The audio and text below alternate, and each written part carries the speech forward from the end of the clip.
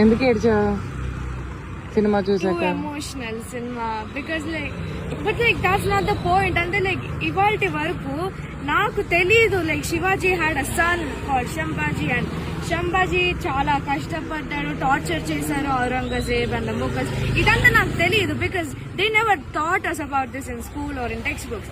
ఎందుకంటే నేను first class నుంచి all I learned was about British British British and Gandhiji Gandhiji Gandhiji.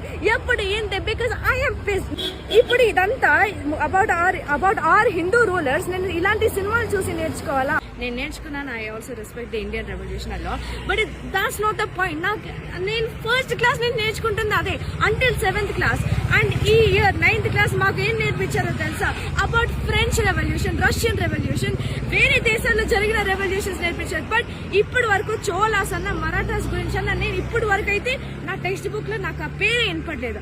అక్కడక్కడ అలాగే బ్రిటిషర్స్ వచ్చినప్పుడు చోళ కింగ్డమ్ టేక్ ఓవర్ చేశారు, మరాఠా కింగ్డమ్ టేక్ ఓవర్ చేశారు అని మాత్రమే నాకు నేర్చుకోవాలని ఉంది. This is our Indian history, it is our culture. They were Hindus.